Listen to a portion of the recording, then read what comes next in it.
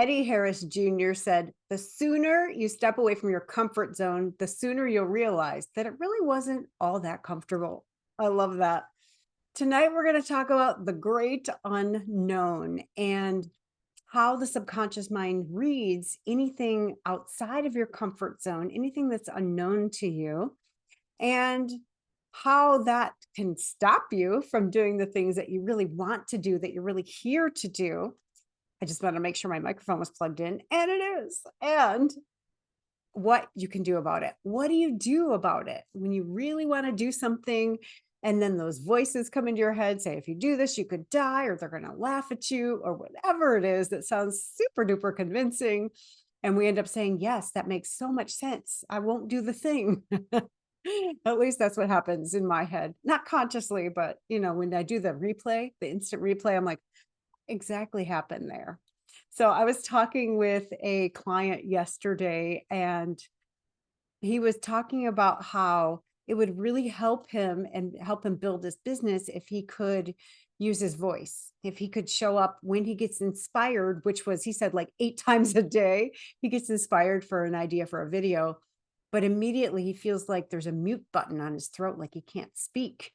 And this was yesterday, the very first time we met. Today, I said, how's it going? He's like, I've been pumping out content. He sent me a picture of, I think, 12 or 15 videos he shot today. I'm like, wow, what? This stuff works.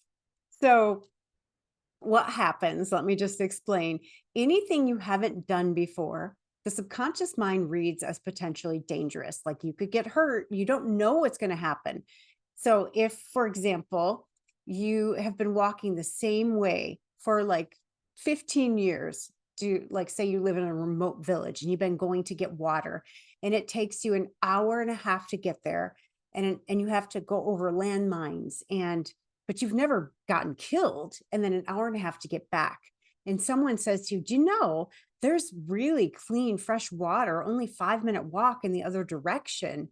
Your mind will do whatever it takes. And they tell you it's very safe. I've done it before. It's safe. Your mind will do whatever it takes to get you to not do that new thing. Because even though the other one is potentially dangerous, it hasn't yet killed you. So it thinks you're more likely to survive going the long way, going around landmines, which logically makes no sense, right? But that is how we're wired. And I've used this example before, but that is why a woman that is in an physically abusive relationship will oftentimes stay, because it hasn't killed her. Yes, it hurts, but who knows what's outside of that? If she leaves, she could die. So the subconscious mind will be like, well, it hasn't killed you yet. Yes, it's uncomfortable, but it hasn't killed you. You better stay where you are, or you could die.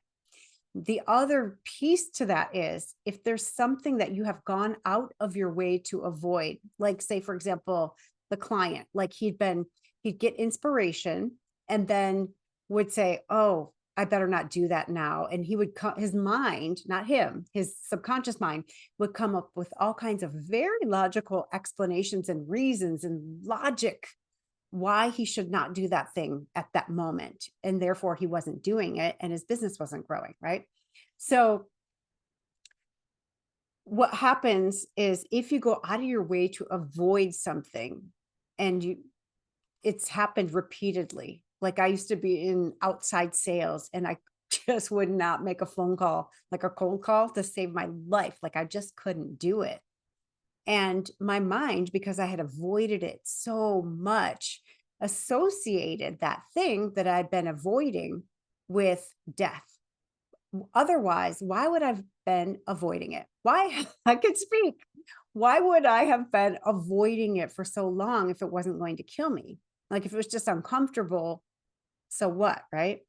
So the things that you've gone out of your way to avoid, it associates with that will definitely kill you. So those things can be really challenging to get beyond.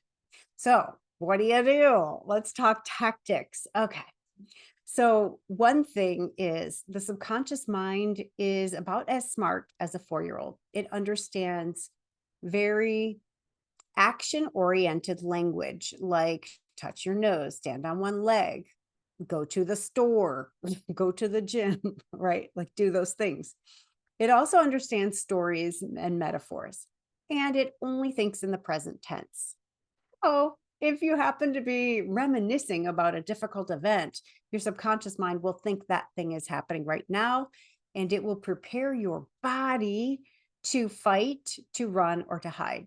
So all that chemistry creates this loop of bleh, of yuck in your body, right? So what can you do about it? One thing you can do is to remember when you showed up in a way that didn't kill you. Okay, so for example, let's say that you want to go live for your business. You don't have to think of times you've gone live and didn't die, because maybe you've never done it. But when is a time when you spoke up, you used your voice in any capacity, even if you were 3 years old, even if you got smacked for it, you didn't die, right? So when is a time you used your voice? And then remind your subconscious mind, like comfort it like a little child, like, hey, remember that time when we asked for a raise? Guess what? We're still here. We didn't die. Yay. Regardless of the result or the outcome, regardless, the only thing the subconscious mind cares about really is whether you died or not. And it wants to keep you alive. So as long as you're not dead, it's done its job, right?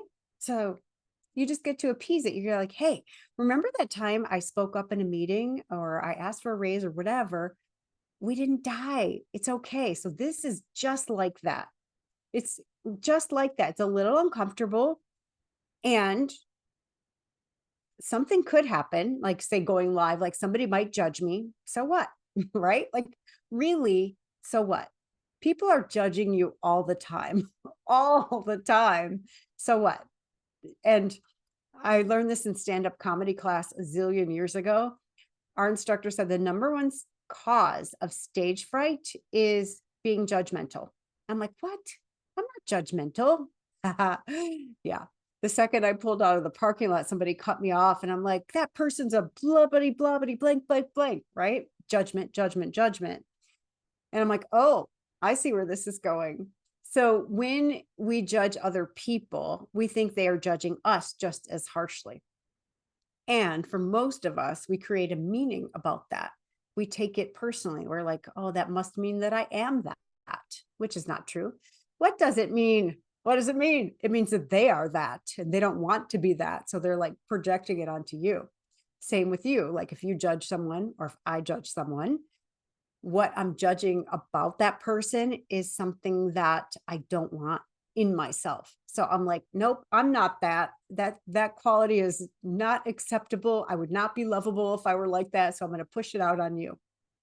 And when you resist those qualities in yourself, you are more likely to push them out onto other people and to notice them all the time, everywhere, because you're judging that quality and judging yourself as if like you would be less than if you were to have that quality. But let me break it to you. I don't know how to break this to you after all these years, but you, my friend, have every single quality and characteristic within you already. So why fight it? It's already there. And when we push them out onto other people, we feel less than whole because we're taking pieces out. We're like, nope, I'm only want these qualities, these like positive qualities. Those are the only ones that are allowed to be here. And then we push the rest out onto other people. But when we do that, we are taking away from our own integrity, from our own wholeness, because no qualities are really inherently bad or negative or even undesirable. They can be if we use them in certain situations, if we act on them. But I love, I study this book called The Way of Mastery, and it talks about, if you judge somebody for murdering, when's the last time you had a murderous thought? And, sometimes we really have to think about that one. Like, have I really thought about murdering someone? But sometimes you can think of a time where you're like, God, I wish that person would just go away, right? Which could be a murderous thought. So instead of judging yourself for having it, you're like, oh, I see that I had that thought. and you're not going to act on it. Well, I mean, I don't think you are. If you're watching this show, I'm guessing you're not going to act on it, right? So what? It's a thought. We all have them. We all do. And then you can bless yourself. You can bless that person, say, you know what? I forgive myself for having that thought. It's okay. I'm still just as lovable, just as worthy, just as whole and precious in the eyes of God as ever. Like there's nothing I can ever do. There's nothing you can ever do to change that, to change your worthiness, to change the way that God sees you. And really, what else matters? Whoops. Let me flip this. Let me flip it. So here's what I recommend. Number one, like I said, you find a situation where you can say, look, I did this thing that's similar to this and I didn't die. So chances are pretty good I'm not going to die from this, right? Chances are. So you can kind of logic your way and you can comfort the ego or the unconscious mind and give it some evidence. Look, we did this thing, we didn't die. The other thing, one thing, especially if it has to do with growing yourself or serving someone else. Now, a lot of people that I deal with, a lot of clients, they really have these servants' hearts. They want to show up. They want to serve people, but they get self-conscious. They're like, who am I? Or what if I look stupid? But really, it's making it all about you. If you ever have those conversations. So one way that I shift it is I pray. I'm like, get me out of the way and speak through me. Who can I serve? Who can I serve? Who needs to hear this? Because trust me, you've been through something and you've overcome it. And somebody else is going through that thing and they need you. They need you to share your experience, your strength, your hope with them, to know that someone else has been through it and they came out the other side, could save a life. And I think about that sometimes, when I used to hold myself back and think, who am I?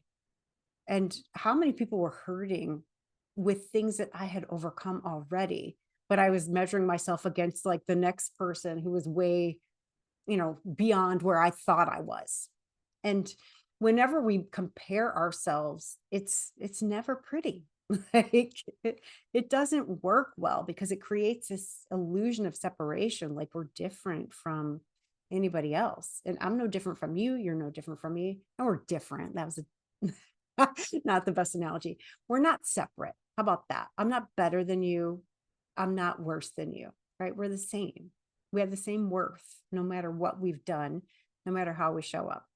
So getting out of your own way for me is how can I serve? And the moment I do that, my nervousness goes away and I'm opening my channel to God, spirit, source.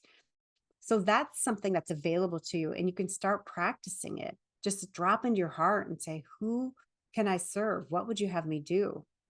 And you might get some kind of prompting, however you receive information. Somebody might pop into your head and then you're like, oh my gosh, I haven't thought about that person in ages. And then you call that person and they say, gosh, I was really in a bad place. Thank you so much for calling. I'll call people and they're like, how did you know? I'm like, I got your bat signal. Like sometimes people just pop into my orbit, like into my mind or my heart. And I'm like, oh, I'll just call them. And I'm like, hey, how you doing? Just like, I got an intuitive hit to call you. And they're like, how do you know that? I'm like, I don't know anything. Just if I get quiet enough, sometimes I hear things, right? Or I receive information. And I believe we all are meant to be channels. We're meant to be these open conduits for God, source, spirit to work through. So getting outside your comfort zone, everything you want is outside your comfort zone, almost, right? Provided that you have any type of growth mindset. So I'm not saying don't be happy with what you have, because of course, be happy with what you have, be grateful. And there's always more. There's more love to give. There's more wisdom to share. There's more impact to have. There's more abundance to create. There's more experiences you're meant to have and you're meant to provide for the people around you. Like, how many lives do you want to impact before you leave this planet? Like when do you plan on doing that? Like if that's really in your heart, then what's stopping you? And a lot of times it's what we call stuck data. There's like data stuck in your subconscious mind that most people have accumulated over the course of their lifetimes. And we trip over it and we believe those voices inside of our heads. So if you want something that you don't have and you keep like saying, oh, I want to do this, and like you start, you stop. So if you're inconsistent, number one, or if you can't even do the thing that you know you get to do in order to grow, then please, please, please reach out to me. We can clear it usually in one session. So I'm doing, if you don't know, rapid resolution therapy, which is a freaking miracle. I mean, I don't know how else to explain it. This is the thing that completely changed my life 6 years ago. And I finally, like a year ago, found the guy who invented it, and he teaches other people how to do it. Like, what? And he does like painstaking training. And yesterday I was in a class with him, and he actually showed us people that have PhDs in therapy, like in social work or counseling. They, in order to become trauma certified, they take a 2-day class that is less than 7 hours per day, and then they're trauma certified. So less than 14 hours, and they're trauma certified. So far I've done, I don't know, over 100 hours of like training, like classroom training. And it's not like sitting and listening to a lecture. He's doing demonstrations on people. We watch films of him working with people, and then we actually do it, and he coaches us.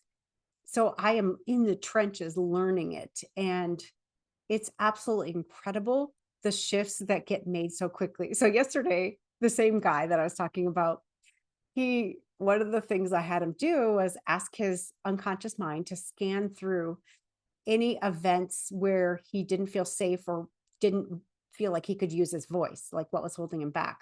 And he came up with 10 events.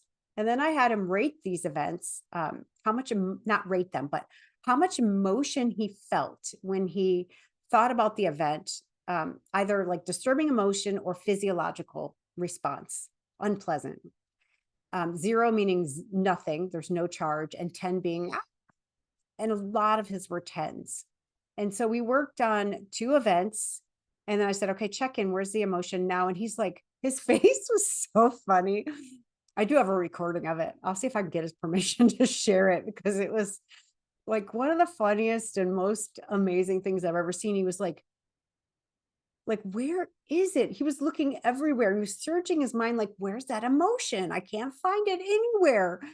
I'm like, do you really want to find it? Like, it's gone. Like, your subconscious mind got the good news that these events are over with and there's nothing for it to do, because the only purpose of those disturbing sensations, whether they're emotions or feelings in the body, is the subconscious mind is trying to get you to take an action to not get hurt. Now, it thinks everything's happening right now. So if you were looking at an event that happened when you were 5, it says, hey, do this thing so you don't get hurt, however many years ago. For me, like 50 years ago, right? Like, and it's impossible. So it keeps looping and looping and using available energy. And all of that energy that was harvested from those 10 events for this gentleman get to be used for his creativity, for his expression, for his creating impact and abundance for himself and his clients. And this guy's got a big mission, man. So watch out. You're going to see him. I'm going to be on his podcast soon. So I'll share that with you. Anyways, all of that energy, because it's running below the level. It looks like I'm doing crazy sign when I do that, but below your level of awareness, it's going constantly. It's churning. The wheels are going.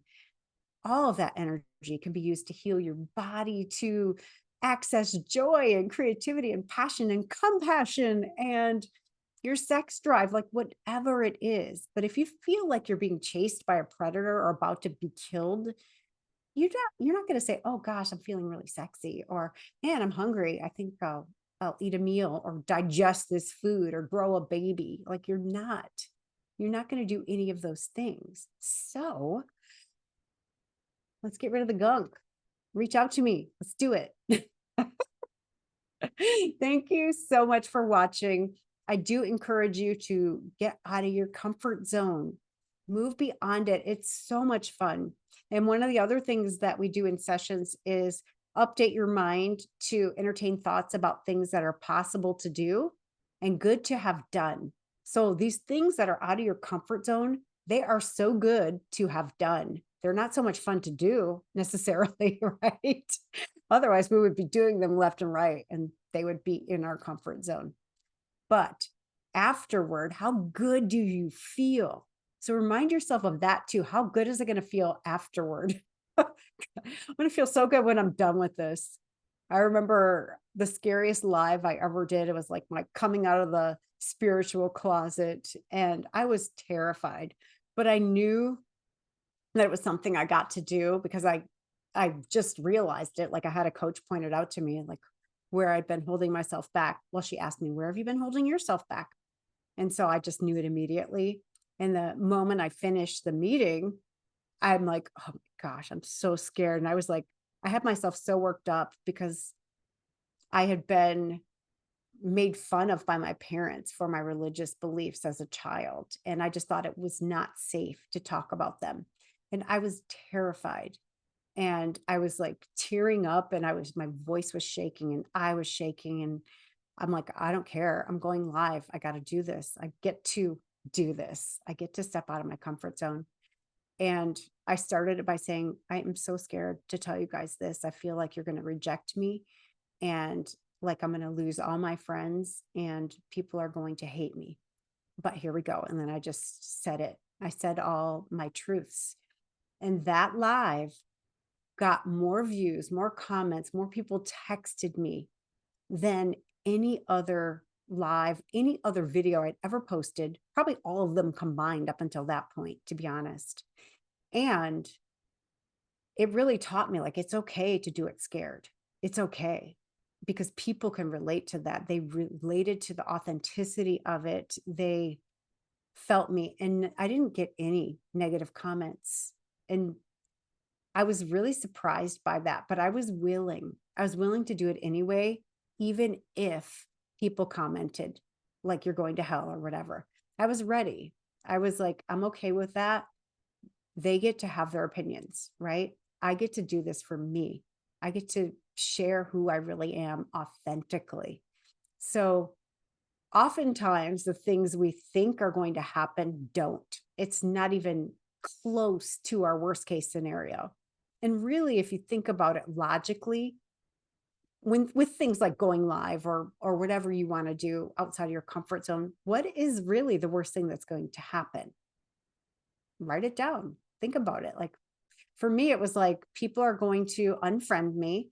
They're going to say hateful things on my page. I don't know. That was about it, right? What else are they going to do? Tell my mom? I don't know. Maybe. um, but think about that. Like, what's the worst thing that could really happen? And would it be death? Probably not. Nobody from Facebook is going to come find me and kill me because I don't have the same beliefs as them. I don't think. I mean, I think that's pretty unlikely. So play with that, like, and do some small steps outside of your comfort zone. And when you're done, celebrate that you did them. Whether or not you got the result you wanted, you did it. So make that the thing to celebrate. Did you do it or did you not do it? And every time you do it, celebrate and say, oh my gosh, we didn't die. Woohoo. And you're building that courage muscle. And getting outside of your comfort zone makes it bigger and bigger and bigger and bigger. And when you have a bigger comfort zone, guess what else gets bigger? Life, enjoyment of life, peace, joy, excitement, passion, everything. Everything gets bigger. Your opportunities expand. Your everything expands. I don't know what to say. Like your ability to influence others around you, your ability to love yourself grows, all of it. So play, have some fun. And thank you so much for watching Irresistible You, Ignite Your Passion and Purpose. My name is Karen Seltz. I will see you in 2 weeks. I'm going to be with my daughter in Chicago, taking her to University of Chicago. And then we have a trip to Cedar Point, my favorite amusement park. So I'll see you in 2 weeks. Love you so much. Thank you for watching. Mwah.